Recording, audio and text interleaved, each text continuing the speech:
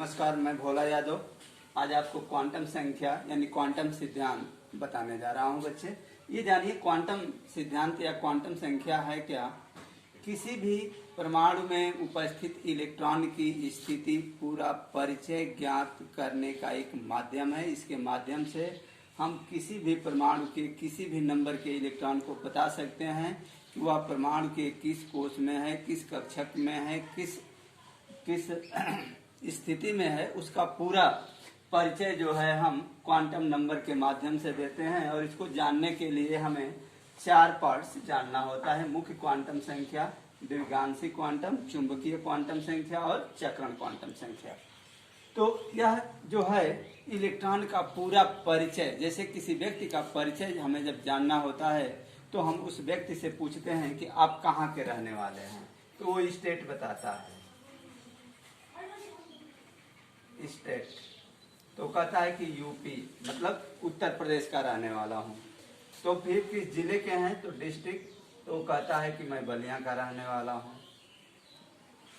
बलिया में किस खंड के रहने वाले हैं, ब्लॉक का, तो कहता है कि मैं नगरा का रहने वाला हूँ। अब नगरा में किस ग्राम सभा का, तो वो कहता है विलेज में अपना ग्राम बता देता है, मान लीजिए तियरा हैदरपुर। ये ठीक ना। उसी तरह से मुख्य क्वांटम संख्या उसके स्टेट को यानी यूपी जो बताया उसको, और द्विगांशी क्वांटम संख्या उसके डिस्ट्रिक्ट को, और चुंबकीय क्वांटम संख्या उसके ब्लॉक को, और चक्रण क्वांटम संख्या उसके जिले गांव के टोले को, किस टोले में है, और उस व्यक्ति को हम पूछते हैं और उसके घर पहुंच जाते हैं, उसका इंट्रोडक्शन। उसी तरह से हम इसके माध्यम से जानेंगे। देखिए बच्चे, पहला हम बताएंगे मुख्य क्वांटम संख्या।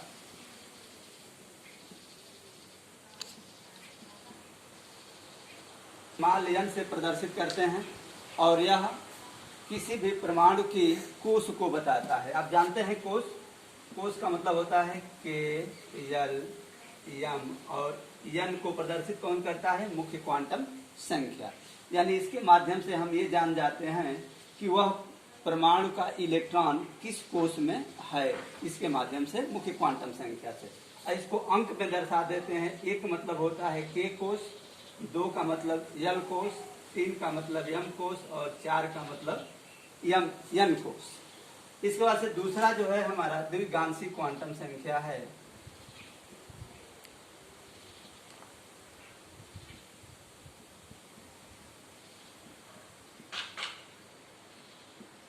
इसको हम स्मॉल यल से प्रदर्शित करते हैं। यल जो है यह बताता है कि किस कोश में कितने उपकोश हैं, और उन उपकोशों के मान को यह यल बताता है, यानी उनकी ऊर्जा स्तर को। उस कोश में कितने उपकोश हैं और किस उपकोश के कितनी ऊर्जा स्तर हैं। जैसे में आप समझ लेंगे के, यल, यम और यन। अब देखिए ये हो गया कोश। अब उसमें उपकोश जिसको हम यल से प्रदर्शित करेंगे, ठीक है। यह बताता है इसमें सिर्फ यस, इसमें यस और पी, इसमें यस पी और डी, और इसमें यस पी और डी और यस। ये उपकोश होता है, ठीक है। इन उपकोशों के लिए यल का मान जो है निश्चित होता है। देखिए यस, पी, डी और यल, तो इसका मान इसके लिए 0, पी के लिए 1, डी के लिए 2 और एफ के लिए 3 होता है। ये मान आपको याद करना पड़ेगा। अगर हम इलेक्ट्रॉनिक विन्यास निकालते हैं और उस इलेक्ट्रॉन, अगर उसका इलेक्ट्रॉन जो है अगर यस उपकोश में है तो यल का मान क्या होगा, 0 होगा। यदि पी उपकोश में है तो यल का मान क्या होगा, 1 होगा। यदि डी उपकोश में है तो यल का मान क्या होगा, 2 होगा। यदि एफ उपकोश में है तो यल का मान 3 होगा। ये मान हम याद रखेंगे चारों क्वांटम संख्या ज्ञात करने के लिए। इसके बाद हम आपको चौथा बताने जा रहे हैं।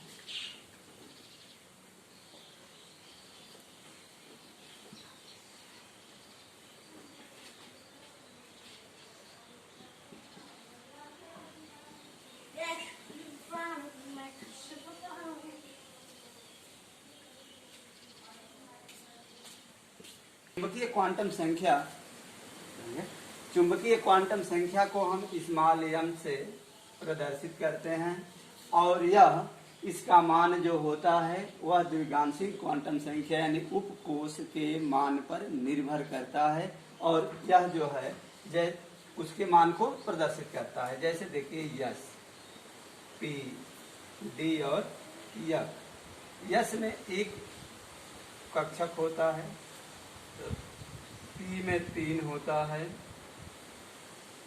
डी में 5 होता है और यफ में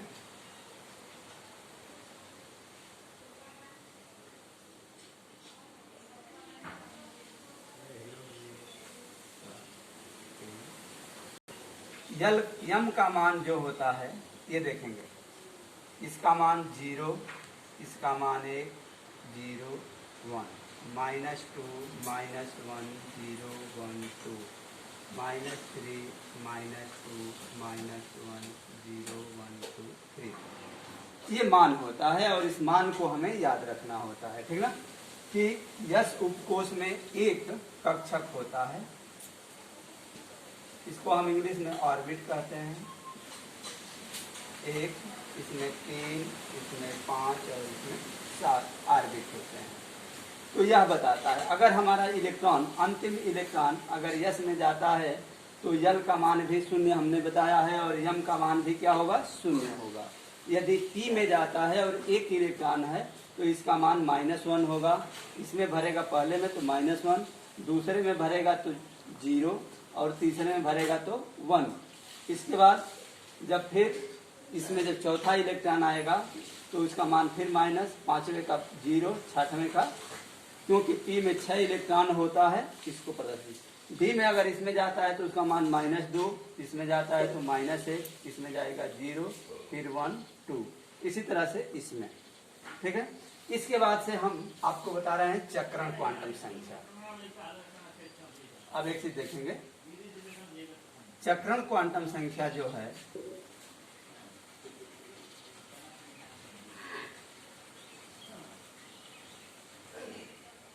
इसको यस से प्रदर्शित करते हैं और हम जानते हैं कि प्रत्येक कक्षक में 2 इलेक्ट्रॉन रह सकता है, अर्थात इसमें भी 2 रहेगा, इसमें भी 2 रह सकते हैं, इसमें भी 2 रह सकते हैं, इसमें भी 2 रह सकते हैं, इसी तरह से 2 रह सकते हैं।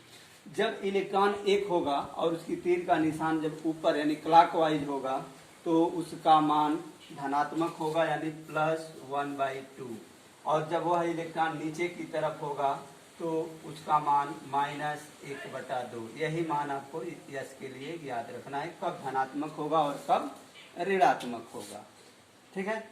तो यह इस पर एक हम एग्जाम्पल देने बता रहे हैं एक का, जैसे 1s, एक का इलेक्ट्रॉनिक विन्यास, इसका n का मान, यल का मान, यम का मान और यस का मान। पीछे आप देखेंगे समझेंगे। यह जो है के को उसको प्रदर्शित कर रहा है 1, तो इसका मान 1 हो जाएगा। यल का मान यस के लिए 0 होता है, आप पीछे देखेंगे उसको समझ में आएगी बात। यल का यस के लिए यम का मान भी 0 होता है, चूंकि एक इलेक्ट्रॉन है, इसमें एक ऑर्बिट है और वह एक इलेक्ट्रॉन अपराइट भरेगा तो इसका मान +1/2 होगा। अगर यही हम 2 कर देते हैं, यहाँ 2 हो गया, तो इसके लिए क्या होगा कि देखिए यह 1 है तो n का मान 1 ही रहेगा, यस के लिए यल का मान 0 ही होगा और 2 है तो यस के लिए m का मान भी 0 होगा।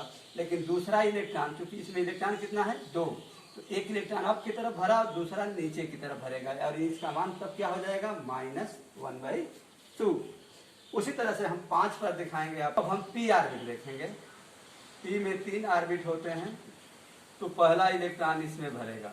अब यहाँ निकालना है हमें, ये 2 है तो इसका मान क्या हो जाएगा, 2 के लिए n का मान 2, पी के लिए यल का मान 1 और पी के लिए यम का मान अब यहाँ निकालेंगे -1, 0, 1। तो एक इलेक्ट्रॉन है और वह पहले कोष में भरा जिसका मान -1 है तो -1 और इसका मान चूंकि ऊपर की तरफ तीर का निशान है तो +2।